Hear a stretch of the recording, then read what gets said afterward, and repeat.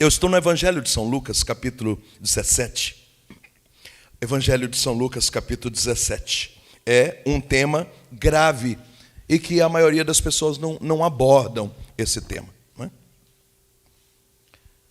Jesus disse aos discípulos: é inevitável, tá? Em algumas traduções, é impossível que não haja escândalos. Ou seja, onde que tem ser humano, é impossível ou inevitável que não tenha gente fazendo besteira, né? Infelizmente. Então, é inevitável, é impossível que não haja escândalos. Mas ai de quem os provoca. Em algumas traduções, ai daqueles pelos quais os escândalos vêm. Ou seja, é impossível que não tenha gente fazendo besteira, escandalizando dentro da igreja ou fora, mas na própria igreja. Mas ai daquele que faz isso, ou seja, a pessoa vai prestar conta disso, né? Isso é tão grave, mas tão grave, mas tão grave, que Jesus continua dizendo assim: seria melhor que encaixasse, em algumas traduções, amarrasse no pescoço uma pedra de moinho e atirasse ao mar, do que escandalizar um dos pequeninos. Gente, como que é difícil a gente entender a palavra de Deus, mas ela é tão simples. Uma pedra de moinho pesa mais ou menos o peso de um saco de cimento, 60 quilos. Se eu, Moisés, 50 quilos, me corrigiram aqui agora, nós estamos em obras, todo mundo entende tudo de construção, 50 quilos um saco de cimento. Uma pedra de moinho pesa mais ou menos 60. Tá? Então, eu, Moisés, não consigo levantar um saco de cimento sozinho, 50 quilos. Agora imagine eu amarrar um saco de cimento no meu pescoço e me atirar ao mar. Significa que eu serei sugado, puxado para o fundo.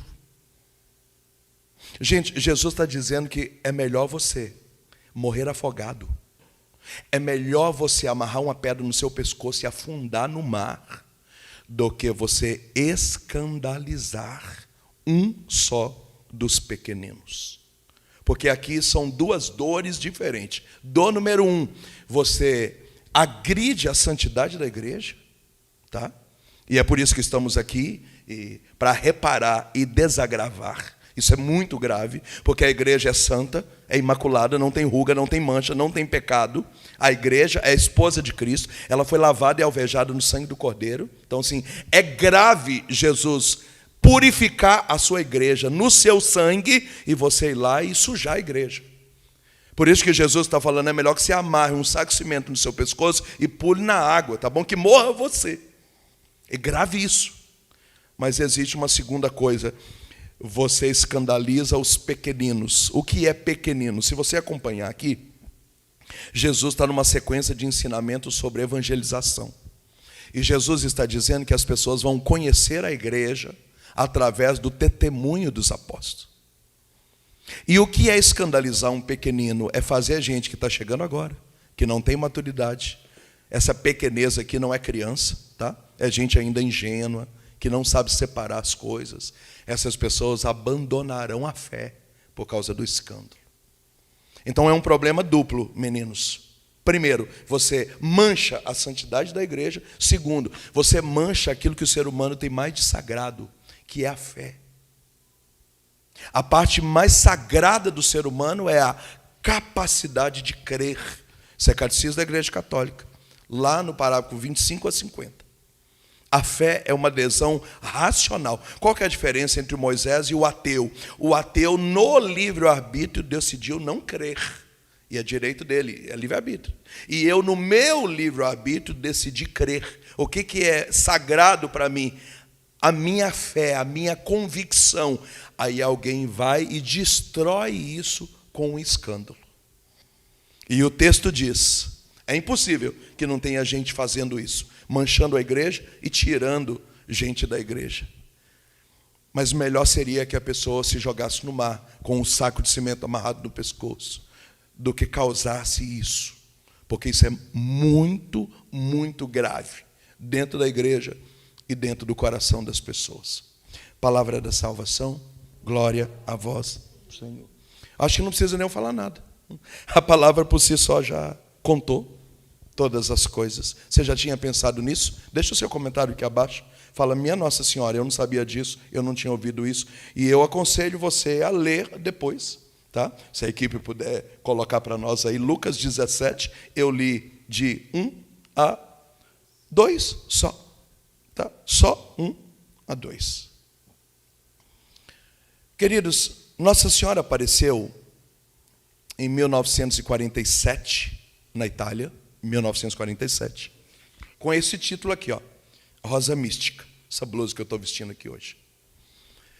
Nossa Senhora apareceu lá, a Pierina, uma camponesa muito piedosa, que nesse momento está no hospital. No primeiro momento ela aparece com 3 espadas no peito, assim com um semblante muito triste. E aí Pierina pergunta para ela, o que são essas espadas? E ela falou que é tudo isso que nós acabamos de ler. As pessoas negando a sua fé, a destruição da imagem da igreja, tá? A ruína da vocação sacerdotal, a falta de sacerdotes, as pessoas que estão abandonando o seu ministério, tá? E toda vez que eu citar sacerdote aqui é por amor, porque aqui nós amamos igreja, amamos padres, nós somos amigos de centenas, quiçá de milhares de padres, tá? Mas é triste que muitos estão com depressão. Nós chegamos em um ano a 47 suicídios de padres no Brasil. Inclusive, na nossa diocese de Sete Lagoas, um padre se suicidou. Então, tem muito padre doente, muito padre com síndrome de burnout, muito padre com depressão. Alguns que não acreditam mais na Eucaristia. Acabamos de celebrar agora o milagre de Corpus Christi.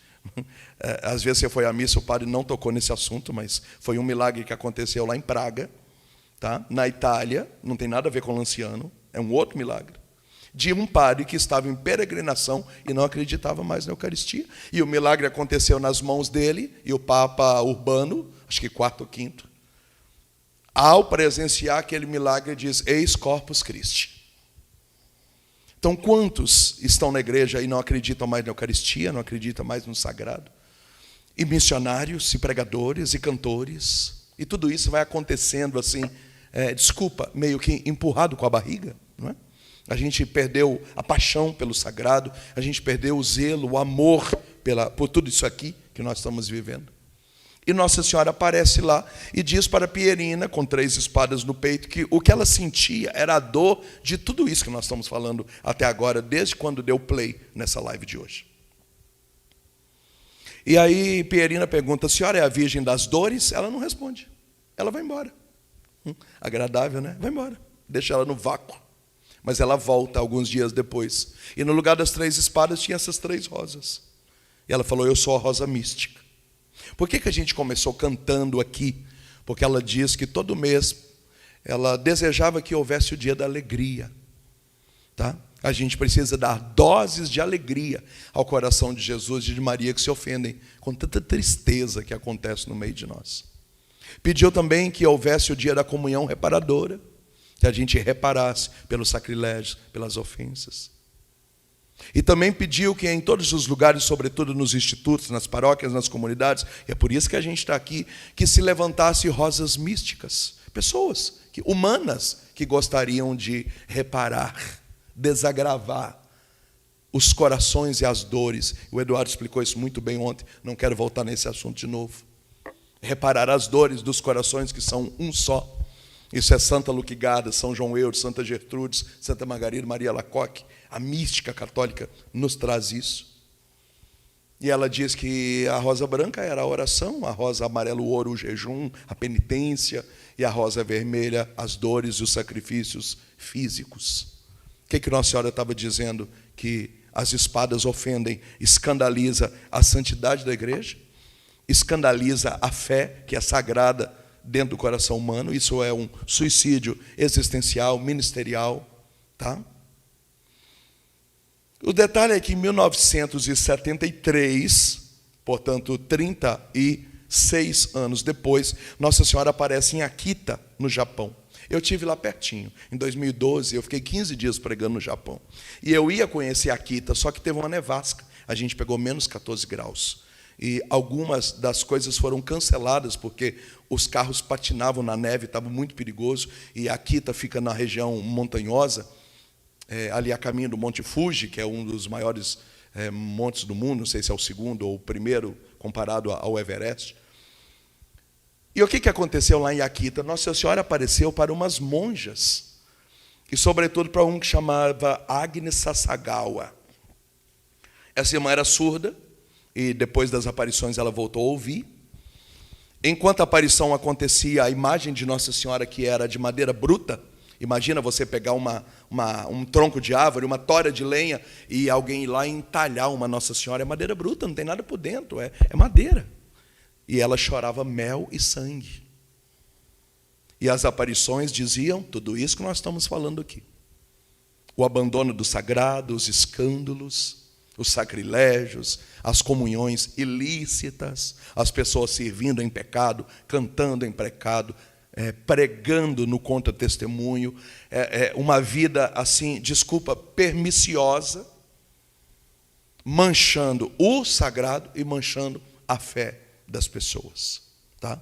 Essa aparição de Akita, ela está no livro azul do Padre Gobi, né?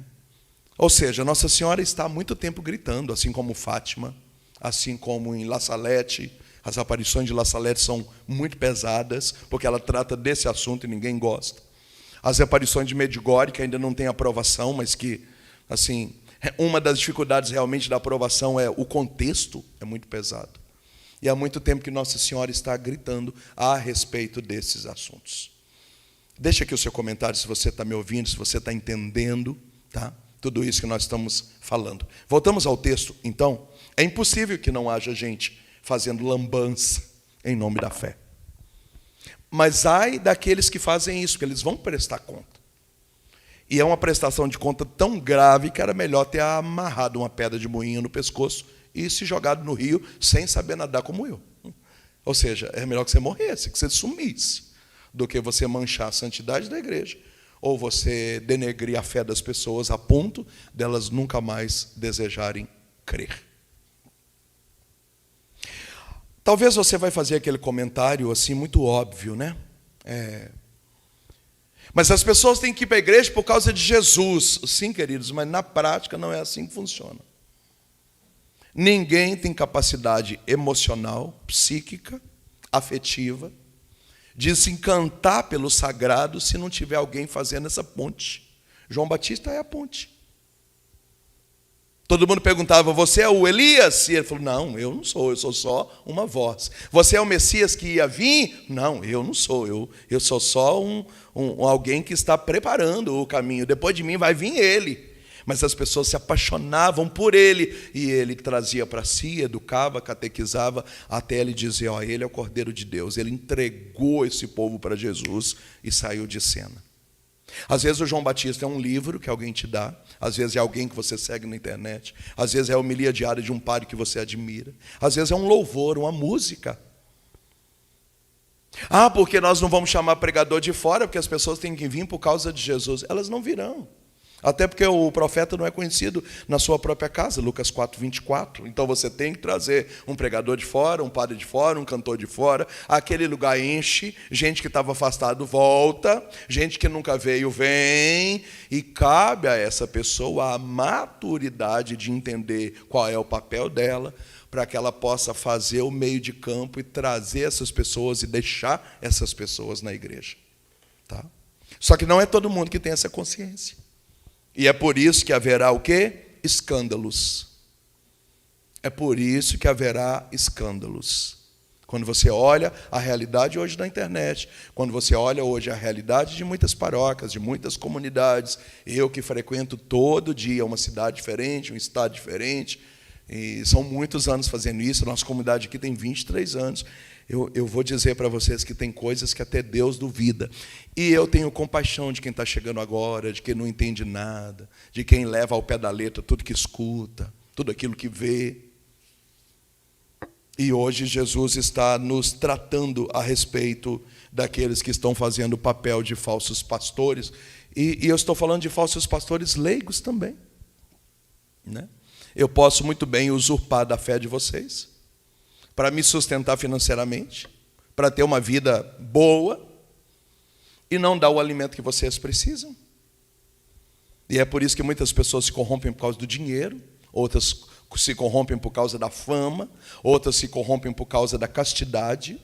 São Boaventura dizia isso. E um homem, uma mulher de Deus sempre cai num escândalo, ou por dinheiro, ou por fama, que é a vaidade, ou na castidade. Muito adultério, prostituição, separação, casos de homossexualidade no nosso meio, né?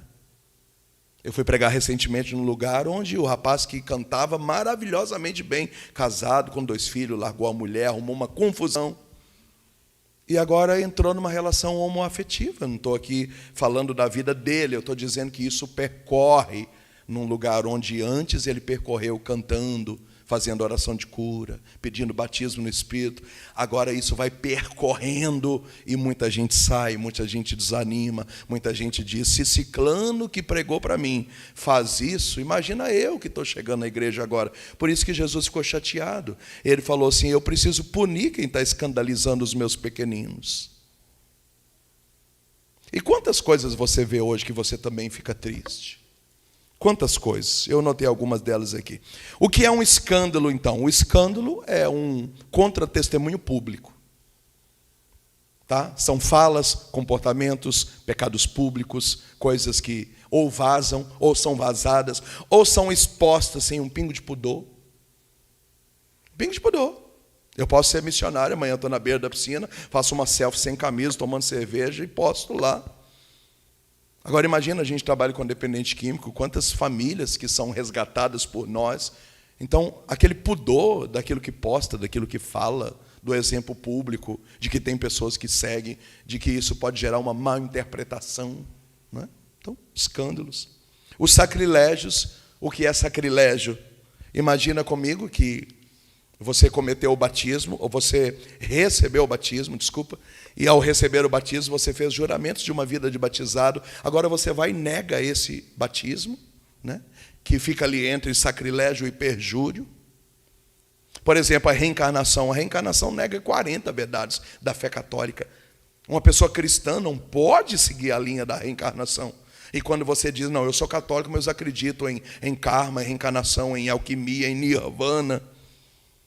Então você vai cometendo sacrilégio, você ofende a santidade batismal, daquilo que você, no sábado santo, na liturgia pascal, você renovou as promessas do batismo, amanhã você vai lá e rasga o seu batismo com crendice, com esoterismo, com tantas coisas, e essa mistureba hoje entrou dentro da igreja, não, porque não pode falar nada, Deus está em todo lugar, e claro que Deus está em todo lugar, Ele é onipresente, mas Ele está em todo lugar como presença, não como habitação. Não é? Então são sacrilégios. O que mais? As comunhões sacrílicas. Santo Afonso Maria de Ligório, que foi quem compôs aquela oração para quem não pode comungar em espécie, que na hora da comunhão faz a comunhão espiritual, foi ele que compôs aquela oração.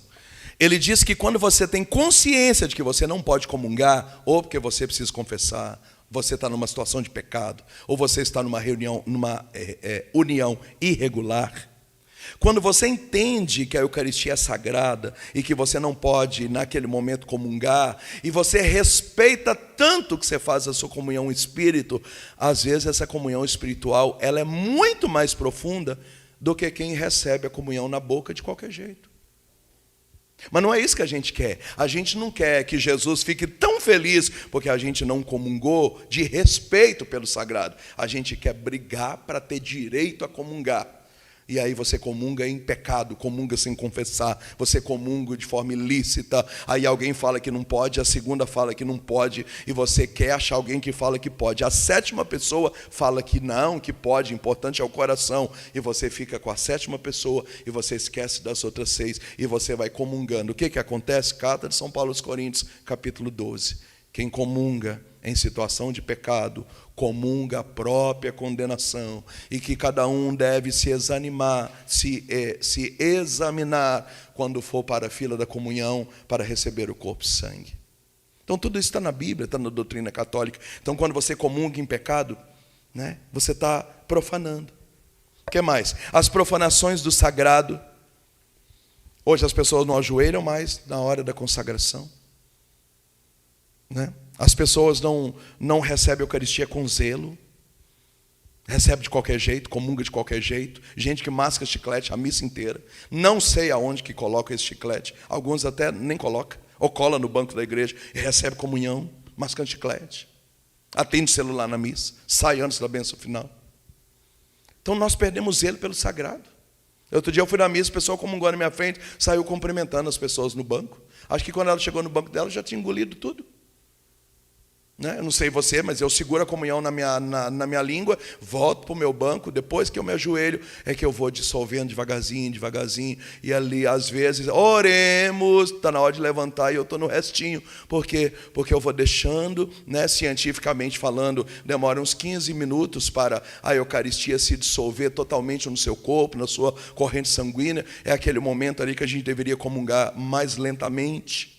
É aquele momento que aparece ali aquela música pós-comunhão, que é a da ação de graça. Você está ali na sua intimidade. Não, a pessoa levanta, vai no carro, vai buscar uma jaqueta, bebe água, atende o celular, ela sai cumprimentando todo mundo, não ajoelha. Quando ela ajoelha, já comungou. Assim, entende?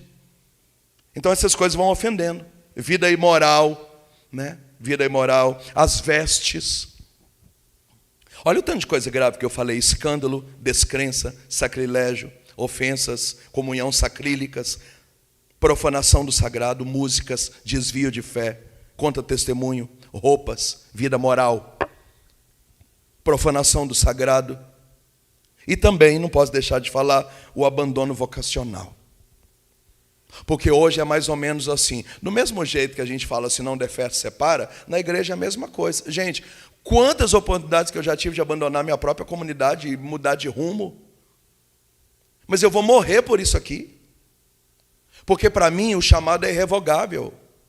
Ninguém me tira desse lugar. Tem que ser o contrário. Se todo mundo me abandonar, eu vou morrer sozinho aqui, mas eu não saio desse lugar.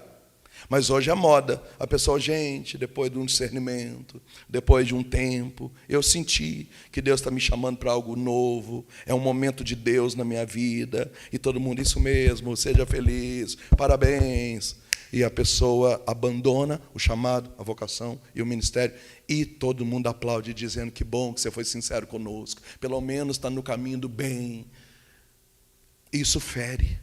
Fere o coração de Jesus. O abandono vocacional, o abandono ministerial, o abandono do chamamento fere o coração de Jesus. E fere mesmo. Então, cada vez mais virou moda. As pessoas abandonam o chamado e todo mundo aplaude. Desde que você não se transforma pagão, está tudo certo. Você só mudou de rumo. Não é o que eu creio. Não é. Padre Pio ficou 10 anos proibido de celebrar a Santa Missa, perseguido. E ele morreu fazendo aquilo que ele acreditava.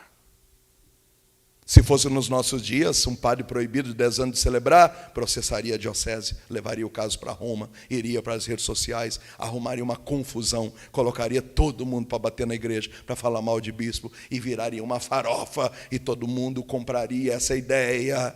E é por isso que falta hoje Padre Pio no meio de nós, falta santos, gente que acredita na causa, gente que cala a boca, que engole, como os primeiros cristãos, como Estevão apedrejado, como João Batista decapitado, como Paulo que foi degolado na espada, como Áquila, Priscila, Silas, Barnabé, como João, idoso na ilha de Patmos e não largou o seu chamado.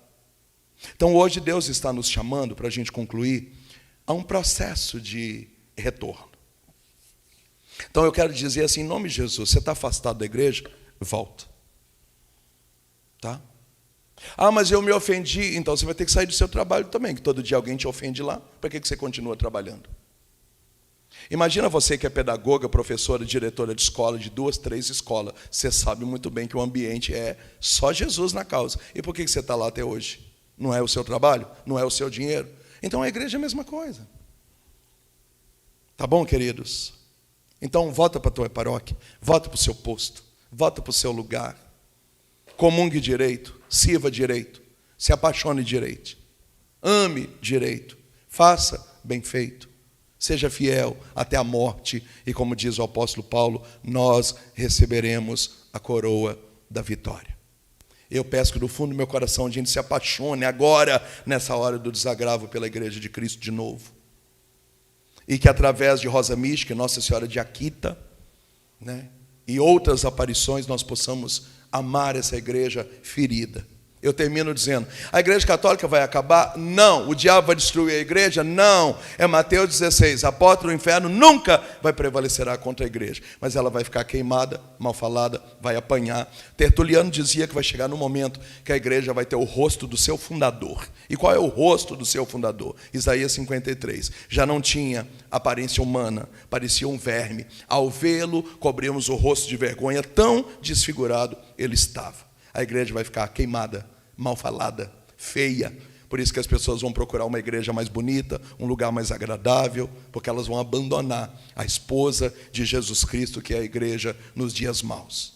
E é por isso que o Catecismo da Igreja Católica, parágrafo 675, diz que antes da vinda de Cristo, que a igreja vai passar por uma prova derradeira, que vai abalar a fé de muitos crentes, que abandonarão a doutrina da verdade por causa dos embustes, das filosofias, daqueles que vão queimar os nossos ouvidos com palavras que a gente quer ouvir.